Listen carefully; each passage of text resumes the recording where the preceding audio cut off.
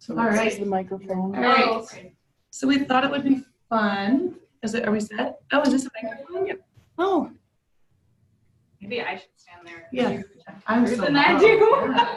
So we just thought it would be fun. We were talking with Cindy to talk, with Halloween coming up and holiday season on healthy eating tricks and some tasty treats, especially with living well before and after transplant. There's some stuff that, especially in terms of food safety that we want to pay attention to. So we'll touch on that. So whenever John is ready.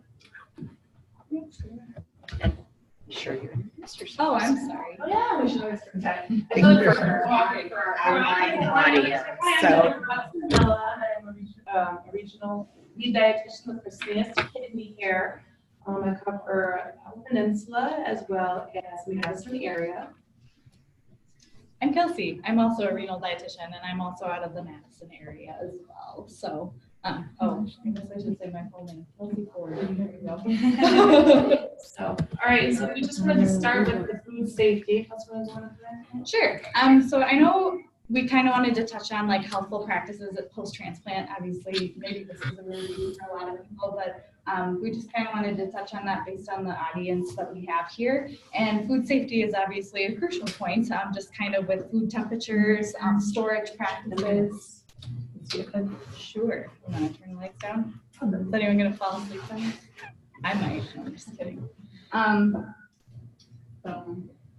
So food safety practices. Is there any food safety practices anyone implements specifically, or things that you guys monitored closely, like immediately after, or continue to mediate? I know everyone kind of, I don't know, people measure all those temperatures throughout their food process or preparation, but it's kind of crucial to check because we just did a lot of research with that post-transplant education, and just kind of having those, you don't want to get sick, you're still kind of healing from things and all that, and no one really wants any foodborne illness, but we just wanted to touch on kind of the danger zone of things, and we have a Jeopardy game later, so some of these questions may reappear.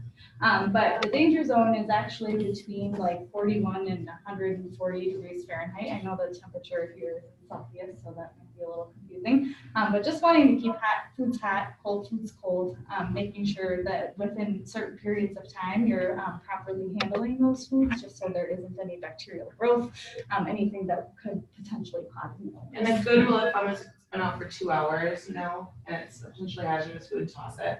So once after that 2 hour window, it's when the bacteria will really start to multiply. So we look at that, like today at our lunch meeting, I wasn't very hungry, and I set mine in the back, and then later I went to go take one of the vegetables. I got hungry, and she said, "Jen, that's been sitting next to the chicken for 3 hours." I'm like, "Well, I know, but we gotta constantly remind ourselves, I don't want to get sick. I know this stuff." Yeah. But then also like paying attention to the cooking temperatures of food. I know you can't see it down there, but we can make sure if any of you have emails, we can send out those. Oh, Cindy printed them too. Oh, awesome.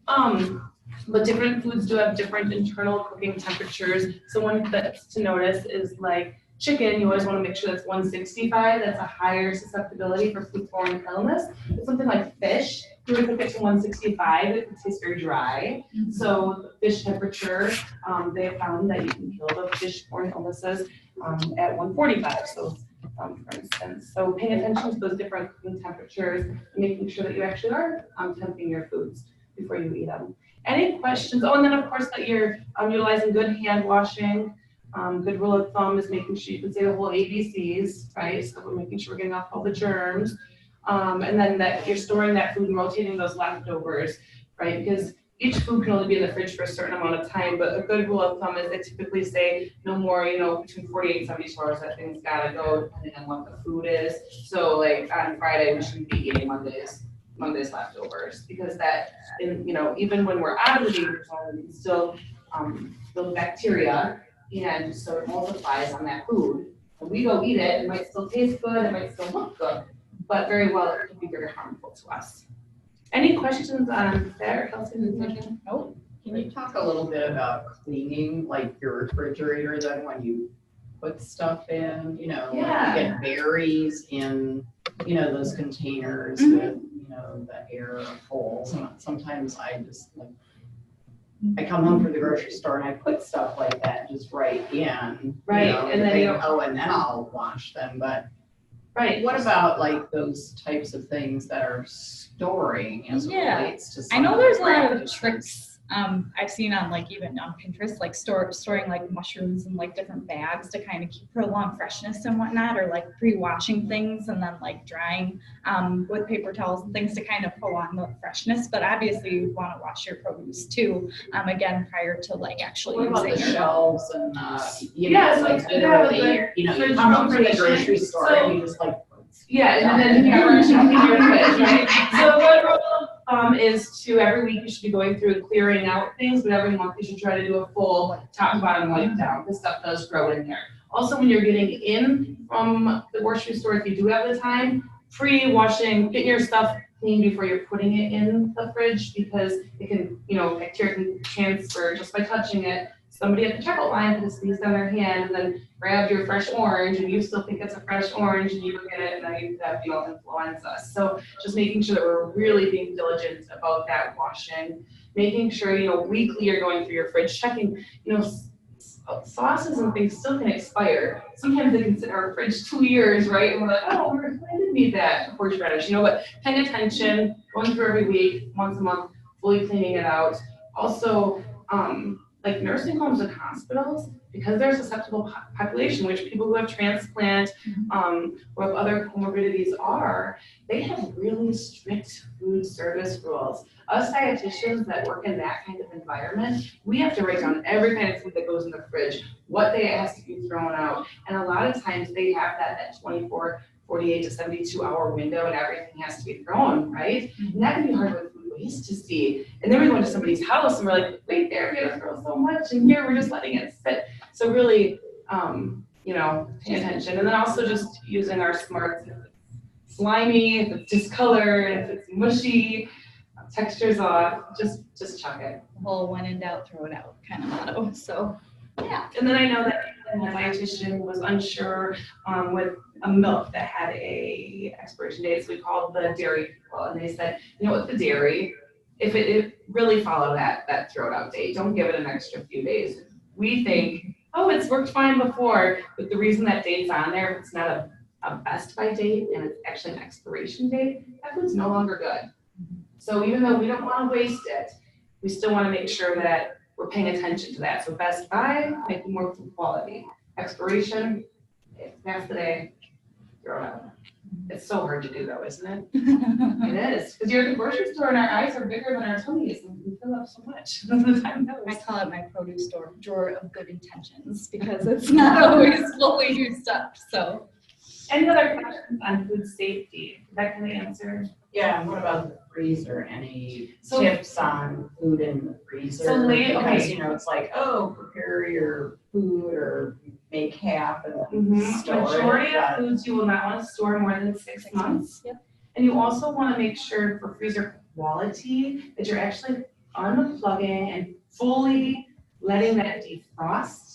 And cleaning out those coils behind that, cleaning out coils to keep your freezer working at maximum temperature. Some people can go 10 years and never actually defrosted their freezer and fully cleaned it out. And even though it is a freezer, and you know, we know that can help kill germs, still stuff can grow, it can transfer, and as we all know, the days go so quick. And we're all guilty of it. I mean, I'm guilty at my own house, at least. I know where that freezer, it's like, oh my gosh. So making sure that you're doing the same. And then always labeling and dating, because that time goes so fast. So label what it is and the date that you made it. Because in our head, we might think it's only been 6 months, it could be 2 years later, and that was just still sitting there. So, any other questions about that? All right. So we wanted to do a slide on label reading. I know a lot of you from when I was here last time are very proficient at this and looking at those sodium with different facts. I was talking to Jen the other day about how this new label really isn't completely evident on all products yet, but we're just mentioning how handy it is with actually mentioning amounts of certain things for certain patient populations. But we wanted to emphasize looking for healthy fats, and I'm sure maybe some of you know that we want to try to limit like trans fatty acids and saturated fatty acids, looking for more of those healthy fats, which wasn't emphasized on either of these labels, unfortunately. But those mono and unsaturated fats or polyunsaturated fats, just kind of for general. I would say the word monopoly like the game. Monopoly. Monopoly. Oh. That's for your better unsaturated fat. I haven't heard that. Your monopoly ones. But yeah, continuing with low sodium restrictions as needed for people who need those continued restrictions, and honestly, it's probably beneficial for everyone. So, and then any carb counting, sometimes people need like refreshers on that, and just looking at the actual grams, keeping in mind your sugars are included in that value as well, and then fiber is always included in that too. And we really like to see 3 to 5 grams of fiber in a serving, like Jen's awesome wraps over there that had I think 7 like every said. Have you guys seen some of the new labels out there in your foods with the bigger, bolder calories? And serving sizes. I think it's good. I think there's been a lot more like snack foods I've seen about and things too. But before, I think that we weren't our eyes weren't just open as a public to how many servings could really be in something. We just looked at, no, it's 400 calories, but we didn't know it was 4 servings times 400 calories. So I think they're trying to make that a little more evident too.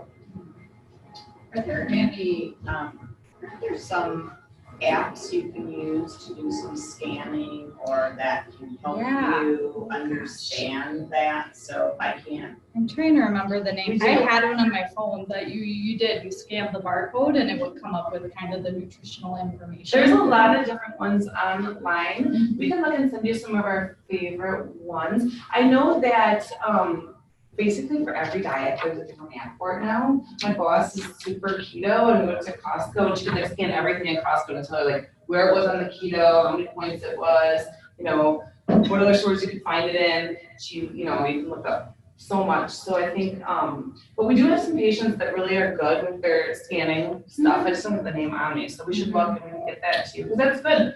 You know, yeah, I think now, and then so many people are tracking things, but I have seen people in stores, especially people with diabetes, I've noticed really that are watching, but they're using their phone and it's kind of telling. And some of those apps actually have color coding to make it even better. And they say, hey, you're going to eat food, eat as many as you want.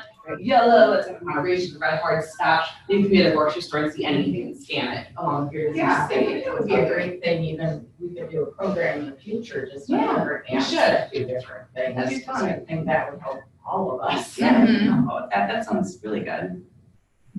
Anything about label reading? We know when we're looking at a label, the higher up on the very bottom, you know how the ingredients are listed, the higher up on the ingredients. So if we're looking at this one, pasteurized milk and cream would be the number 1. The most in this product would be the pasteurized milk and cream. The farther down the list, less of it in the product. So the very last things likely are very little amount. So it's always by most to least in those products. All right. Anything else on labels? All right, so a good way to make this work good is planning ahead. I think that's really hard. When you're trying to make sure that you're having healthy eating, and we're all in today's world where we're so busy, meal preparation is huge. Writing down your menu for the week, what you're gonna need in your recipes, making sure that you have everything prepped ahead of time. That's where those little freezer meals are good. Make a big batch and break it down, label and date it, throw it in your freezer. And stay away from those unpasteurized dairy and raw and smoked meats. We tell pregnant people to do the same. Anyone immunocompromised who has gone through a transplant or who is awaiting looking into something like a transplant, we'd always want to keep them away from those items because those can be a higher susceptibility to newborn illness. I've noticed trends in blogs now too that they're actually sending meal plans out. I know I follow one. It's actually put a plug in. It's called skinnytaste.com. She does a lot where she'll label it as like a keto or paleo friendly or like I don't know what other diets I'm trying to think of the top of my head, but she'll have little labels. And I know she's really conscious of like her sodium, and she has the Weight Watchers points even on there. It's kind of really cool. But she weekly sends out like a meal plan. So I've seen that a little more and more, and it's kind of cool because it takes puts the grocery list in there for you. I don't know, it's just kind of fun. Skinnytaste.com. And then that online grocery shopping, if you're able, that's good too. If you have that service local where you can sit at home with your recipes and make your purchases so that you're not in the store where the temptation is. Sneaking things in the cart. Yep. Yeah. All right, any questions about that at all? All right, we can move on. So homemade is usually best. We want to make sure we're limiting those pre-made or processed foods, trying to make things at home. Because even when we see in the store, they say they put nitrates. They put bacon and hot dogs, and they say, wait, nitrates cause cancer, limit nitrates. And how many people feed their kids hot dogs all the time, like hot dogs with anything, right? And then we're giving them things that could cause cancer at even such a young age. So really trying to make sure homemade is always best. Your deli meats, cheeses, those kind of things, try to get them from the deli where they're not adding extra preservatives. The ones in the store that are not from the deli have injected sodium, unless it says in this specially made product. They inject sodium, they inject phosphorus, they inject items into this meat to make it look better, to make it last longer. But really it's not healthy. And so getting it right from the deli where they can shave it fresh off the bone is the best. Or, you know, roasting your own at home and cutting meats that way, that's a good thing too, so.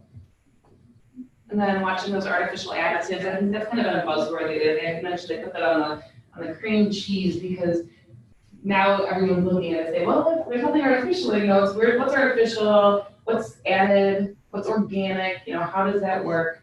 So everyone would know what makes something organic. So if it's made without any pesticides whatsoever, and every step along the way doesn't have any of those added chemicals to it. So the soil is natural, the foods that they're given don't have the pesticides in them. Anything else in my fertilizers, any kind of thing in the process. Yeah, it's all a natural process. So we get confused about all that. So nowadays companies try to just throw it at us and say, oh, we'll see on like Lucky Charms and say no artificial colors. Well, then I look, or yeah, Lucky Charms. My kids love that, right? It's such a sugar cereal. Like for like Sundays, and it says no artificial colors, and then it's like they'll say, oh, this is made of beet juice, this is made of, we still know, and they'll say, oh, corn syrup. It tricks people. Then you read it, it's still all these other added ingredients, added sugars, you know. But we're so used to hearing these buzzwords and just thinking, well, it's healthy for us. So using our, you know, our best sense too. Yeah, absolutely. I love That's those. funny. What about Only for non-GMO or? So I went to a talk on GMOs at Fancy a few years back, actually, and a lot of farmers, it was interesting to hear the farmers' perspective on it, but yes, that is a huge buzzword as well right now, is people want these non-GMO or GMO-free foods. And honestly, I don't know, I still hear mixed reviews. I don't know what your opinions are on it, but personally, it's like, I feel like with the whole, you talk about maybe potential food shortages or like, you know, feeding people adequately, and a lot of the farmers' perspectives were like, well, how are we going to continue producing these foods that still have other health benefits? You know what I mean? Like even just their plant stuff can sometimes be a genetically modified organism. And they talked about how even bananas, like many years ago, look completely different than they do now, and like how they've kind of selected these species to kind of continue to breed together to create the foods that we're more aware of today. I don't know if you want to expand on that at all. The other thing though is I think it depends, for me, what I've kind of seen is like what side of the team is funding the research going on kind of seems. Like I read a lot of research that said, oh, by 2050, 80% of the population is going to be vegetarian, all of these soy-based proteins for your meals. Awesome.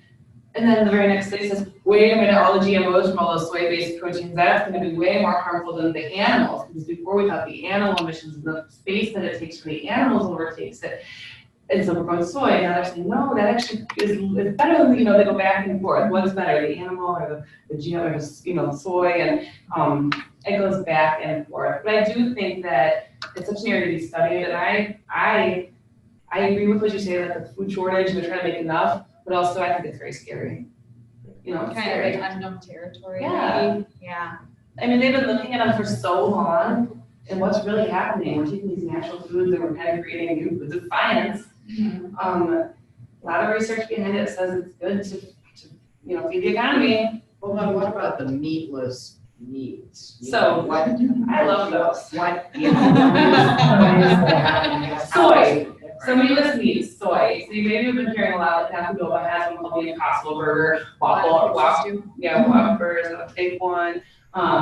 It's different than just the veggie burger. If you go to Culver's and get a veggie burger, you get a veggie burger that's made out of vegetables. When you go and you get like one of those meatless soy product tasting ones, they have a chicken too, like chicken tenders, chicken patties. Morningstar Farms is huge on it. They're using soybeans. It's a soy protein. So it's soy. You can get organic, and then you're going to have always all your GMOs, everything too. You can look and say, GMO-free organic soy. That does cost more. But now it's gotten so popular that you can find it in any sort of different price points. So the generic soy meats too. But the thing that's really good about them that I like, because I go back and forth, half of them is vegetarians, some are pescatarians, if you are vegans. And I've kind of always been like, well, if it's a really good steak, I'll eat it. I'll really stay away from meat otherwise. And I think that those soy products have come so far, and they give us our protein, and to not have, because there's a lot of antibiotics in our meat these days. We take a chicken that in the old days was gonna, live a very long time, and now it's gonna have a lifespan of like 40 days or less. And we're injecting them to get bigger than they ever were before, and plumper and fuller, and feed more people in a shorter period of time. So big where sometimes those chickens can't even lift up their little feet and walk, right? Because of all these hormones coming into them. And that's even more scary to me than the GMOs. It's these hormones that we don't know about that likely aren't very good. Why is it causing that? These animals, and then we're eating them. I still like meat. I'm not gonna lie. I like the protein foods. But your physicians said anything about I think there's some of those types of meats or products as it relates to living There's a big push for plant-based eating in general, I think, too, right now, and just kind of getting your nutrients from other sources, and it is more sustainable, I think, probably in the long term. I don't know. I really like my whole grains. They do there that whole grains, your tofu, your soy protein is so And you can still get organic meat. I know it's more expensive, but I mean, yeah, unfortunately, just the way of the mass production of things, things added to our foods over time, and so if you know your local farm, that's best. Same with the eggs. There's a big difference between our eggs that we get at Quick Trip for 69 cents and the eggs that we're getting that say cage-free, free range, no antibiotics, no hormones. Because some chickens, like the ones that might give a store 50-cent eggs, they're likely in a big shed, very little space, usually with cages, making eggs for their life, and then it's done. Whereas those free range ones, they're not getting those hormones to make them ready to have a whole bunch of eggs. It's all natural. They're out walking in the field, eating their greens as they're supposed to, as nature intended, laying their eggs. And when an animal is in a cage like that, and it's a stressed environment, and that creates hormones that are unhealthy for us to eat. Our bodies don't like those hormones. They can feel that stress in those. It's kind of interesting. So it's not just a price thing. It's really thinking you got to look and say, what are your priorities to yourself? Maybe you're going to say, hey, I'm going to try to have more plant protein, but I'm just staying on eggs and the eggs the way I do, but I'm going to watch the hormones from this other area, and I'm not going to have as much meat. I'm going to stay away from the hot dogs and do more just stuff in the deli. Kind of pick our battles. I find that so interesting though, because you think about that, we think that we're eating that stress. I don't know, it's interesting. Anything else to add?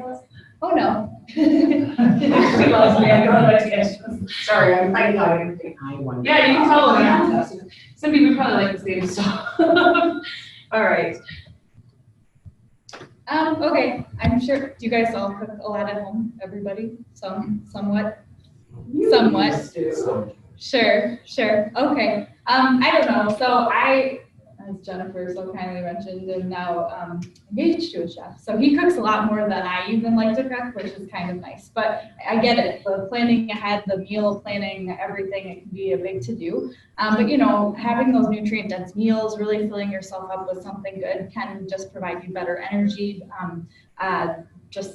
It gives you, it makes your whole day better, really. I know I've tried days where I'm really on plan and I do feel a huge difference, and days that I'm like, oh, I'm gonna go to Culver's. And have Everyone else can have to bring a lunch. That's a dangerous one. But yeah, no, usually afterwards I'm like, oh gosh, maybe I shouldn't have eaten that. But you know, I do feel better on days I plan my own meals and make them and bring them in. But you know, it can be enjoyable making the process, especially I know I've had friends in the past where we'll get together and kind of like maybe bring a couple recipes, buy enough for both of us, and do like a little swap kind of a thing, kind of make it a social experience so that you maybe make better choices during the week. And then time-saving tips, we just wanted to touch on crock pots and pressure cookers, such as like, I know Instapots are a very big trend right now. I'm in love with my Instapot. I can do like a whole roast in like less than an hour. It's kind of crazy in my pressure cooker, you know, so it's very accessible and just very time-saving. Cooking in bulk and freezing for future use. We kind of talked about the freezing guidelines, keeping things in the freezer for not too long, but definitely, especially, you know, I know it's like soup and chili season, so I like to make a big batch and like put it in for later use. And then just stocking your pantry again with good choices, or like Jen said, maybe shopping online so you're not tempted to put other stuff that I know I like to grab a little too much cheese from time to time, or I don't know, dessert. I'm a huge dessert person. It's a problem. But you know, just trying to limit yourself from those easy to grab options so that you are grabbing something a little better for So what are the Instapots? You just kind of. Yeah. They don't have your map one? Okay, you have one? So do you like yours? Love it. You love it. It What do you takes make a lot of time. No different stuff. They have a lot of recipes. So Instapot is like a pressure cooker, and you know, before even now, you do a pressure cooker on a stove, right? And you can start your stove and get the pressure builds up and cook it and keep an eye on it and listen for it. Or now there's these magical inventions called Instapots. You put it in, there's guidelines about how long you can cook different things for. I went on Amazon and I purchased it for like $3. I had a magnet that had all the different cooking timelines for different foods and how hot and how long you cook it. So that was really nice. But you kind of set it and you're able to forget it. And it has a steam valve. When you're ready to turn it off, you turn it off, let the steam out.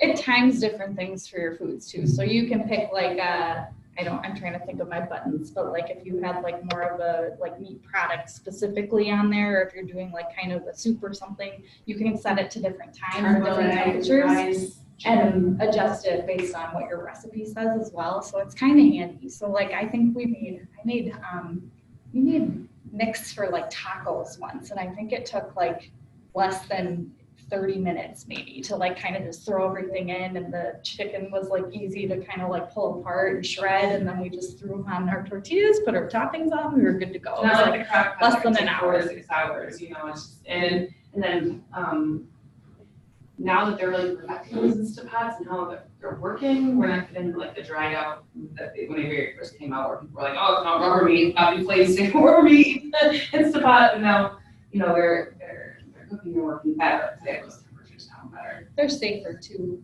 the newer models, because they used to have a lot of, you know, steam potential burns and things, and they're just much safer to use and kind of spin so that it releases more slowly. So it's pretty user friendly, I would say. Did you make anything in yours that really didn't turn out good? No, we've been making, we've made macaroni and cheese quite a bit. Oh, yeah. Yeah, That's good. nice and fresh, and it's not that powder packet that Kraft likes to supply. Nothing's worse. When I go to a restaurant with my kids and they want the $8 kids meal, and it says Kraft mac and cheese, and it says Kraft right next to it. I'm like, really? Like, make the cheeseburger. I don't think so. You know, really Something different. It's not bad. All right. Good. Yes. Go to the next slide. Oh, sorry. So here's some good ingredient substitutions. Oh yeah, I think too, you know, some of you may already be doing this, but just we wanted to provide some helpful substitutions. So like we mentioned, we used the lower fat cream cheese on that veggie pizza over there. You hopefully couldn't tell much of a difference. Hopefully there was enough flavor in there to kind of satisfy whatever taste you may have been looking for when you looked at that veggie pizza. So we always eat with our eyes first, right? But we wanted to just touch on other things that we can substitute. So like a sour cream, like a light version versus your Greek yogurt. So it was a half cup each comparison. So it was like less calories if you're being more weight conscious. It was also way more protein, as you can see, 11.4 grams in a half cup versus 4 grams of Almost sour 3 cream. times as much protein. Exactly. And then the fat content in the sour cream is significantly higher as well. 1/5 as much fat. Mhm. And then your sodium was pretty, 82 if you're having a little bit, but for a whole half cup, I guess that's not terrible, but still, like for 37, kind of get your bang for your buck. So you're saving in calories, you're getting more protein, you're getting a lot less fat, a lot less carbs, Less and a lot less sodium. Mhm. Switch out that Greek yogurt, so the sour cream in your recipe. Yes. And then olive oil versus butter. This is a very common one. I'm sure people try to cook with more oils. Like I even like avocado oil. It has a higher smoke point as well. So like if you're trying to do meat sticks in a pan, that works really nicely to get a good sear on there. But yes, so although olive oil had a little more calories for the tablespoon, obviously the fat content was a little more, but it's going to be more of those healthy fats, those unsaturated fats versus that saturated fat, which can be kind of negative in heart health and things. And then let's see, the sodium content was, again, this is a tablespoon, so, and it was unsalted butter, so it wasn't a whole lot, but I just wanted to emphasize the fats mostly there, just those healthful, those healthy fats can have some anti-inflammatory properties as well. Salsa versus queso. I know I like a good cheese dip, but salsa is definitely the healthier choice. So obviously the calories, like, gosh, I'm bad at math. 17 versus 95. I was trying to do a percentage, but it didn't work. That's fine. 20%. But yes, although there's a little less protein, there's way less fat there per serving, and then your carb count is less, plus the carbs are actually can be more helpful from those vegetable sources and whatnot.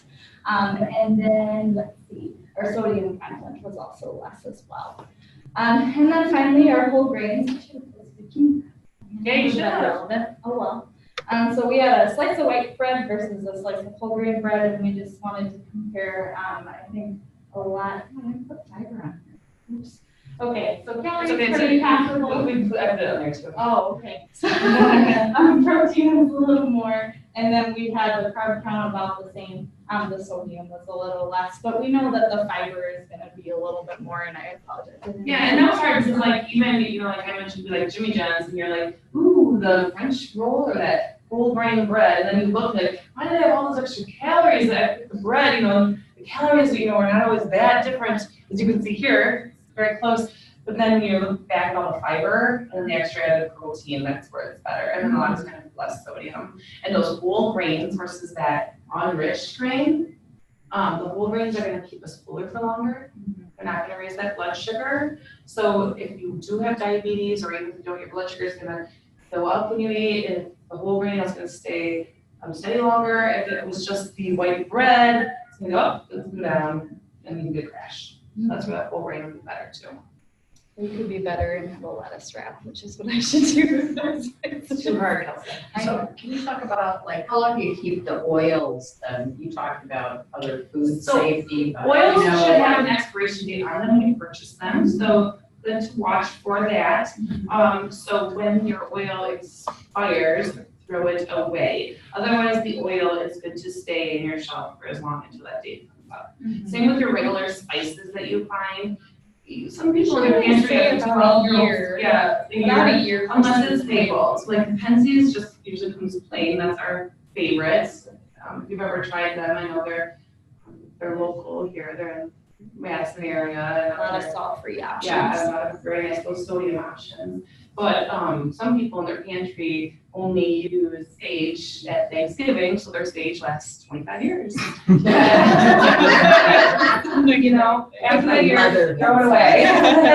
Because the quality is not there. It's not always as much as a food safety. I mean, it could if you got a little wet and it's sitting there and it's growing something, that's gonna throw it off. But really, that's like a quality issue. For your taste, you're not gonna get the most from your spices. It can't sit dried out for that long and it still tastes good. But everyone knows that person. My favorite story is one of our dietitians was telling me about food safety. She went to her aunt's house, or her grandmother's house, okay? Her grandmother's like in her 90s, and they were there for a funeral, and they're talking, and she went and took out a a frozen dreamsicle dessert that was made that was in the freezer. So I took it, and the grandma goes, "Oh God, that's when Uncle Larry passed away," and that was like 9 years prior. And I had to still in the freezer. Oh my God! So it's like everyone has that one that wakes you up. She was like, I quietly excused myself, and I kind of threw it away. It was sitting there since the previous funeral. So note to Kelsey, don't say your wedding cake top. You got it, you got it. I heard it's like hit or miss anyway, so that's cool. You'll eat it.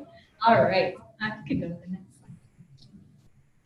one. So other healthful substitutions, you know, for meat eaters like myself, you know, looking for those lean cuts like your poultry, your fish, your lean beef, versus your full fat like red meats and whatnot.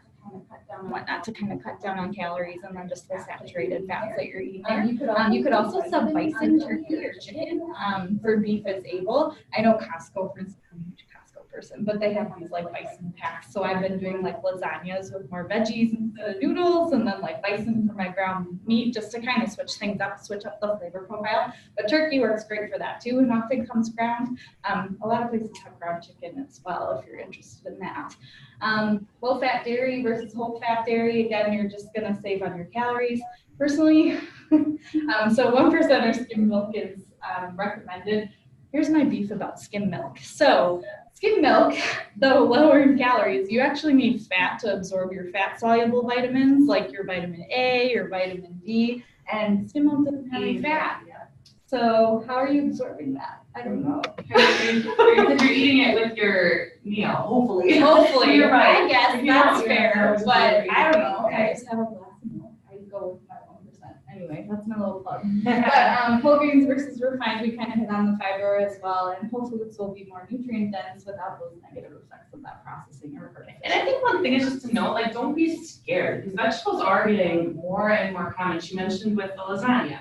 Using a zucchini, like what's used in that crust, and cutting it thinly along the long way, you can make a lovely zucchini lasagna. And use those zucchini layers as your layers. And build it up with your vegetables and create it that way. You can still sprinkle some cheese in there if that's what you like, right? But you're not utilizing all those other lean things. And like even last night, Kelsey, she was like hungry for a pasta dish. Instead of choosing an Alfredo, she went home and made like a really lovely butternut squash sauce for her pasta, and I was like, oh my gosh, that sounds lovely. But like just not being afraid to play with those vegetables. Earlier in the week, I had the same thing about butternut squash. I had lots. I was so excited for the season, and it sat in my fridge like way too long. And finally, I was like, I have to make it. All I did was just roast it, right? Roast, simplest thing. Cut it and roast it. Just threw it in the oven with a little bit of olive oil. You know, if you want to put some seasoning on it that you prefer, that's fine. Or a little bit of cinnamon. And I roasted it like at 400 degrees for like 30 minutes, and it came out perfect. And all the kids were excited taking bites of this butternut squash, and everyone felt like they're kind of getting a treat. And it was just a vegetable that I threw in the oven, you know, called it a snack. So that's good. All right. Next slide. Okay, we kind of talked about healthy cooking, like ingredients, but we wanted to touch on preparation methods. So like poaching, baking, grilling, broiling, steaming, and boiling food is going to be more helpful than your frying. I'm trying to think of my other pan frying, deep frying, similar. We say like really try to avoid the deep fat frying and kind of limit your pan frying when able, and try to stick with some of these other options, because you know we know that when we're doing these options, we're not adding extra calories and fat to those items, right? So it'll be healthier. And then this can also say, you know, like the steaming, I can say like your Instapot and all that can go on there too, because that's your healthier ways of cooking. But you know, when we say like, oh, I just had fish for Friday, that was like fish fry. You know, we're getting some of those good healthy fats. We're also getting a lot of the bad ones. So for sure. So we talked about frying, utilization of unwashed produce, which we kind of touched on earlier as well, and then going out to eat often. I know, again, that fast-paced lifestyle, it's kind of tempting to just grab something and go, but that really adds up over time. And then adding just too much fat to things in general. You can even overdo it on the olive oil. So yeah, you can. And then if you're going out to eat too, one of the things with that is we can be so tricked. Like, Arby's has these market fresh sandwiches, and I'm like, oh, market fresh, that's awesome. But then if you look, like, a lot of times they have mayonnaise on there, or then there's like bacon on there. Their meat definitely is going to look more of a preservative. It might not be fresh off the bone like you would have. All the extra mayo. I know I went and I was like, oh, look at the turkey. I had heard that, and I got like a turkey Swiss sandwich or something. And then I had more fat than I would have like the worst sandwich on the menu. And I was like, well, dang it, like not, I'm not going to choose market fresh, but I can choose a really bad one, right? So, that is, they can trick us. They know these buzzwords that we're going to look for and think that we're getting a healthier option, but that's not always the case. Also, if you are going to go out to eat, pull it up if you do have access to an internet at home before you go. Most places have their menus online now, and a lot of them have the nutritionals attached to that. So you can just pull it up, take a peek, look at it first, because you might be interested in 2 options and see that one has 3 times the amount of saturated fat as the other one. That used to be a big joke about that restaurant. What was that? What was the Oriental salad? What is the Oriental? It's Applebee's, right? And everyone's like, oh, I got an Oriental chicken salad. And it's like the worst thing on the menu, right? It's really not good for you. And people are like, well, I just went and got salad. It's really good. And it's like, it's not. It's horrible. You should have had a triple cheeseburger with bacon. These have just as much saturated fat. Yeah, I know, right? It tastes so good. So everything in moderation, right? Because food is love, food is weddings, holidays, anniversaries, funerals. Food is so important. So we don't want to deprive ourselves. Have it, enjoy it. But then next time maybe choose a healthier option. Be in moderation. What's your theory of avocado toast? I love it. Such a trend. We Is do it it all the like time. good for you, or it just seems simple? It really is, and we get it all the time. We love it. We have a coffee shop in our parking lot, so we're again. It's a healthy fat. So avocado is a really healthy fat for you. So when you're having that, it's going to keep you fuller, longer, has some of the anti-inflammatory properties, and it's so much fuller of a nutrient profile for you than if you were to put cream cheese on a bagel. So I know a lot of bagel places are doing avocado toast, and also if you're members of like Costco, or I know there's recipes online, a lot of the places that do avocado toast put a little seasoning on top. There is sodium in a lot of that seasoning, so if you're watching your salt, ask for it without. Otherwise, if you're not watching your salt, you can buy at Costco like a container of that everything seasoning that they use at most places on that avocado toast, and you can be indulgent to make it at home. And at Woodman, do you guys have Woodman's out here?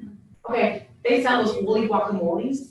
You can get a big box of containers of individual sized guacamoles. And what's really neat about those is that then it doesn't turn brown. You don't have to open a big container of it. A lot of times they can last for a month to 2 months in your fridge because they all have expiration dates.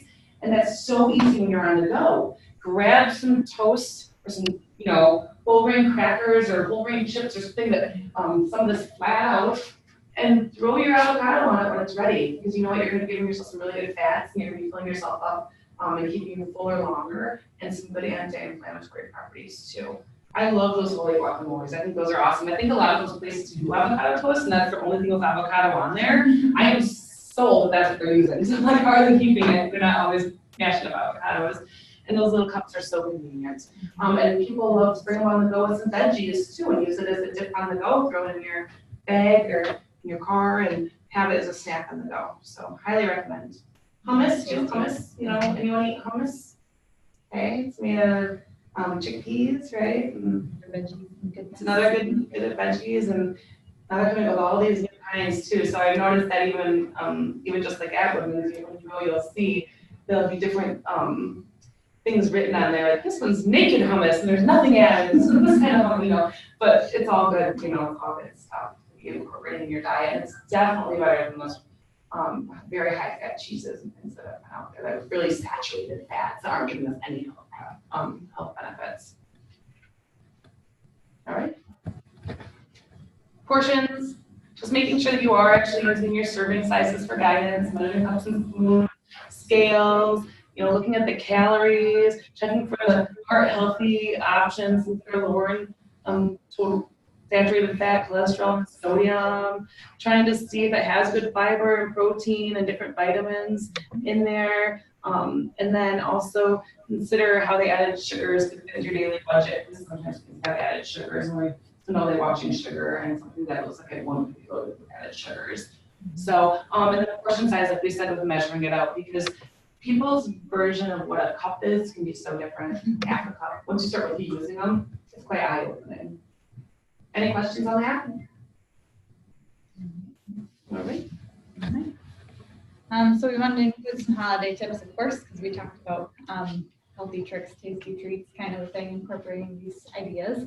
But trying to use seasonal, colorful fruits and vegetables. I know we just ended our like summer kind of fortunate. We went in a CSA with a couple other people to make it a little more cost effective. Do you know what they are? Do you know what CSA is?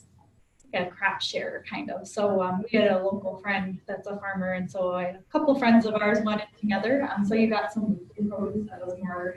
I tried some things I had never really cooked with before, which was kind of fun. So craft shares is farms like ship you a box of fresh produce. Mm-hmm. Some can be expensive. Some people you can find a friend or somebody you know wants to split it with you, so you're not getting these huge.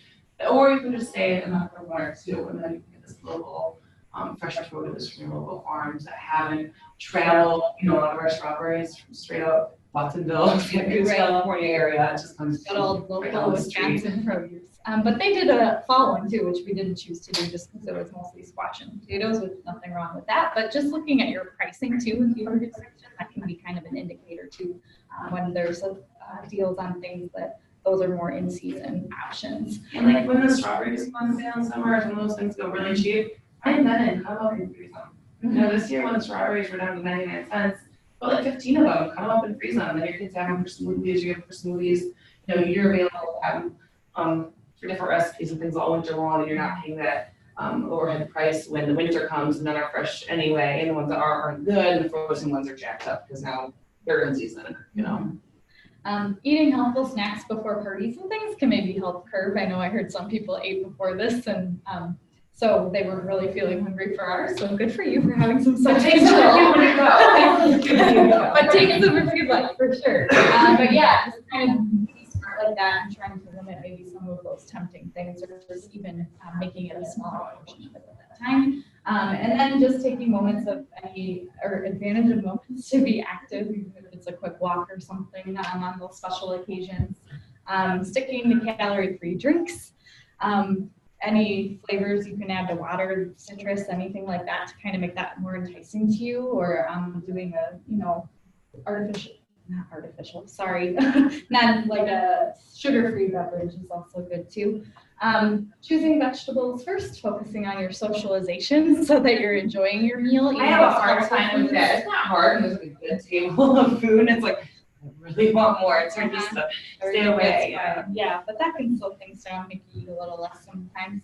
And then avoid eating straight from packages, portion your food out on a plate. So we kind of mentioned that already as well. So. Do either of you have a theory or an opinion about like drinking water before a meal? That's just great. As it relates to aiding digestion. Yeah. I just recently a lot of read times they an first article. thing when you wake up is you should immediately try to have a glass of water. The very first thing before you get out of bed to start. They say before you go to bed, sit up in your nightstand, right when your alarm goes off, sit up and drink that water to get the hydration process started.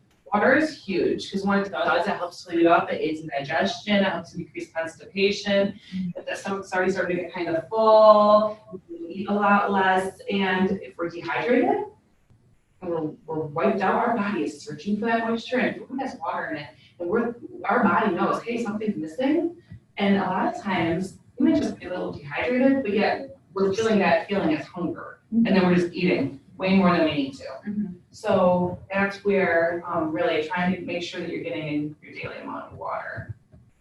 Yeah, the article I read said something about it gets the enzymes even for digestion. Yeah, just kind of the metabolic processes kind of kickstart them for sure. Yeah, that glass right away in the day. And plus, if it's cold, when your body starts warming it up, like working harder all to that process. So it's It good. does. So we wanted to kind of transform our recipe. I don't know if anyone brought a recipe they want us to take a look at or look at with them or what have you. But we've chose a we're on the subject of pasta and having a squash sauce. I should have put that one up here. But we did a pepper shrimp Alfredo. So as you can see, maybe some highlights that may jump out at you, which jumped out at me. Oh, okay. Do you see any? And they also got their hat. Oh, so we change. Don't look ahead. We had that on test today. We had a question. It said for a patient on dialysis, if they were losing iron, how many steaks would need a year to replace their iron? Oh my and the answer was 300 steaks. But we knew who cheated and who looked ahead at the next one because those persons clearly put 300. Everyone else oh no, our answers were way off. Exactly 100. So cheaters looked ahead because there's no way they would guess. That's a lot of steak. All right. Well, jar about 300. Yeah. Good. What could you put instead of that? Cool. Yeah, That's a good idea. What else? Butter. You can take some food to go with you. Yeah, the butter. We always use some oil. The cream. Yeah, what are we doing instead of the cream? You're right on it. Lower fat milk. Perfect. They go. I think that was. Yeah, you got them. Yeah. I switched it to like a marinara sauce, which is fine. I mean, the Alfredo, if you make, is obviously going to be better than that jarred stuff. It's going to have less preservatives. And you can do things to kind of cut the fat in those sauces too. And then, yes, the cream, I didn't write milk here, but the lower fat milk choice would be good. And then just watching, you can get low fat dairy products without them really being impacted or having other things added. It's just the milk fat themselves is going to be lower on those cheeses. So good. Awesome. Did anyone bring to you the recipe? Let's look at it. Are you good? We have a little Jeopardy game. You guys, are you interested in playing a little nutrition Jeopardy, or are you kind of? I was gonna say, are we timed out? Yeah. So we had a nutrition Jeopardy game, but we are available as you would like. So. Yeah. You have to copy the link. Unfortunately, it didn't hyperlink for us. No matter how I tried to put it in there. Yeah, in my email, she was small, but I was. Yeah, I have to highlight it and copy it. It's kind of a pain. I don't know if I can do that because we're looking at it through a different program. Oh, okay. I see. Well, there you go. Very well played. If anybody had any questions, maybe they don't relate to this, or they do. So Nutritionally related questions? I do have a question because you are talking about Jimmy John's. So Jimmy John's meat is pretty much just bread and meat and vegetables, but they don't have any hot stuff. So being a transplant patient, it's kind of out with the whole foods. Sure. But what about their meats? Are those pasteurized? So their meats are, and they have the same 2-hour cold window. They're supposed to change theirs. So their meats do come that they should be food safe meats and that they are rotating those every 2 hours. That's what their instruction is there. But I do know, like you said, you're looking for those cooks to make sure. And that's the same thing where we tell, Woo! It's the same thing where it's like, I think the safest, because we say this is our rule, right? But then we don't know if every employee everywhere is diligent and following the rules. Right. So always to be safest, I would say stick with those ones that are hottest, just because for sure it's been cooked to kill the bacteria that's in the danger zone. Perfect world, if we really trusted them, it should be fine.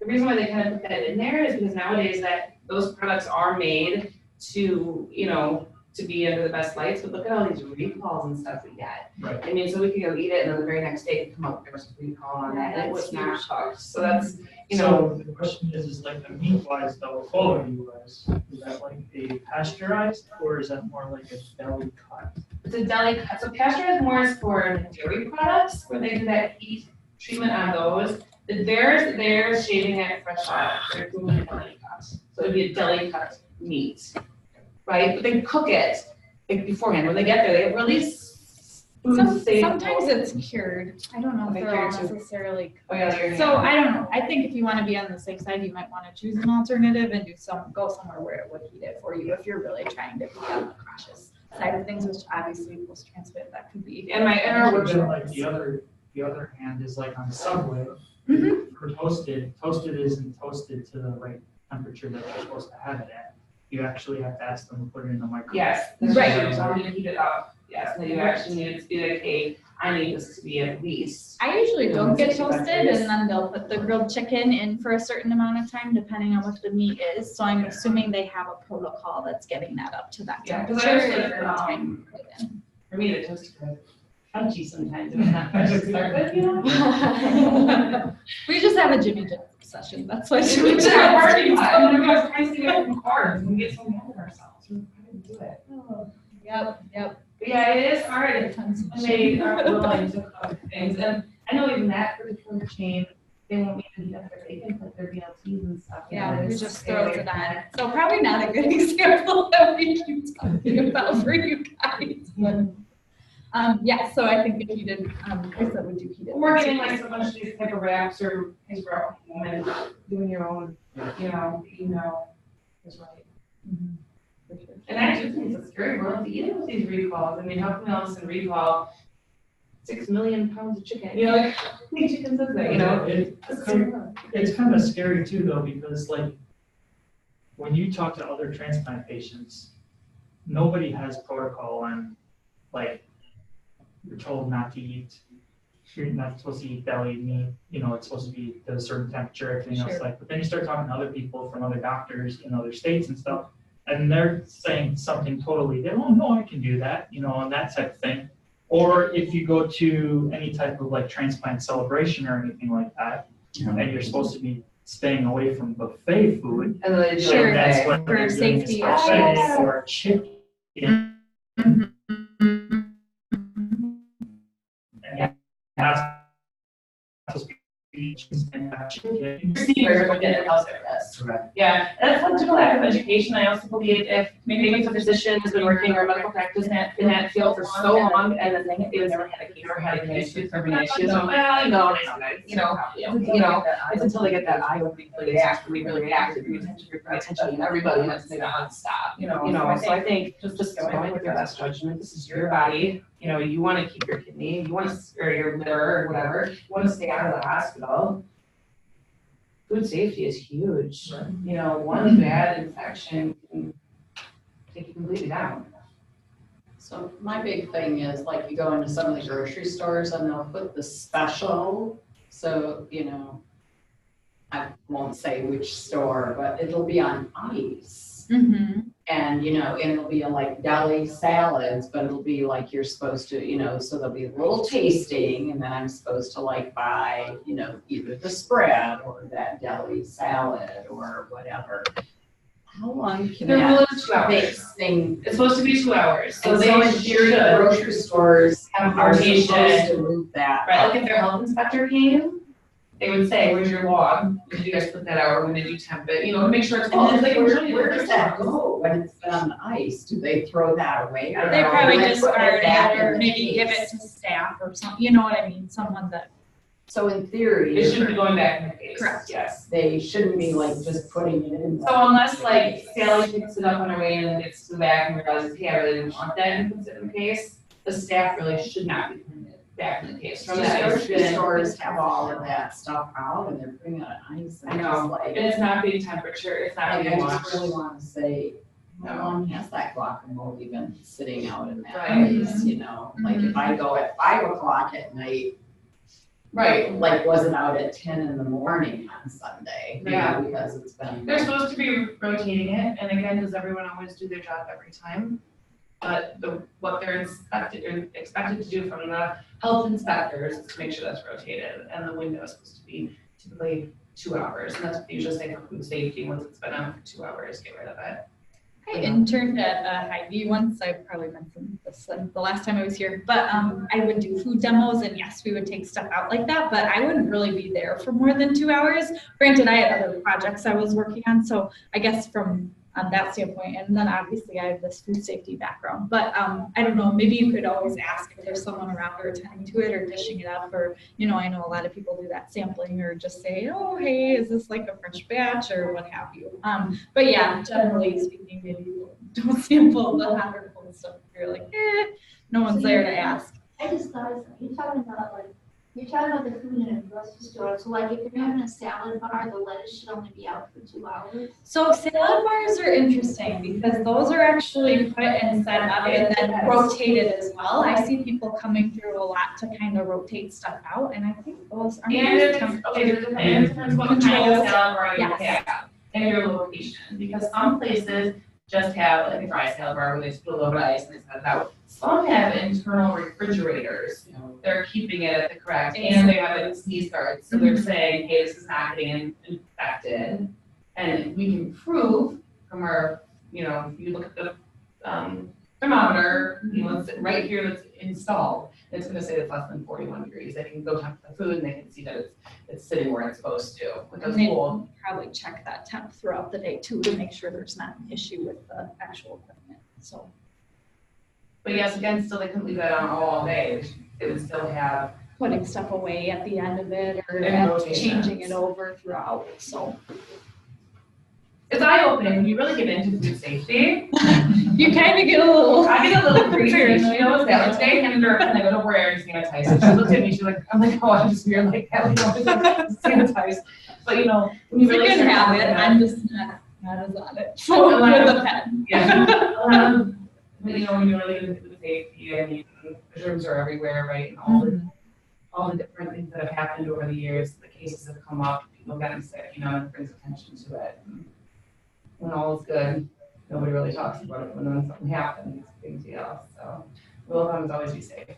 Yeah, I don't know if we had any questions online, but I'm assuming Amanda or John would have told us. But thank you both. Yes. I know you have a trip back to Madison tonight, so. It's our fun day. I said, Kelsey, it's our 5 a.m. to 9 p.m. all-day nutrition day. It's awesome. We're happy to do it. It's fun. We have fun together. Thank you. Was it a good time? Did you get anything out of it? So, okay. And can you bring some people in? Yes, please. We have supply bags and it's healthy food. They're going to get us the recipes. Yeah, we can email them certainly. Yeah, and then we'll post them. Lois helps us on our website, so we'll post the final PowerPoint. Yeah, and the Jeopardy game will be on there too. So. Yeah, but thank you both for making the trip and journey. Our program next month is, I think, going to be interesting in a different sense, but it's going to be about aging and whether or not just the aging process doesn't affect transplant recipients differently. Oh, I love that. So we have someone coming from the geriatric clinic that consults at Freighter, and so this is kind of her specialty area. So I'm kind of excited about that. Everyone has so many different views on that. Yeah, so that's our program next month. We'll be here and offering it online. So, but thank you, and thank you again to our friends at the American Liver Foundation. We use this room and their space and partner with them. It's a beautiful space. So thank you, ladies, for joining us tonight. Of course. Did you have any questions on John too? I don't. Amanda would have. Oh, Nothing. Okay. There were a couple comments that the info was good. Oh, good. Good. And then it's like, get out of here.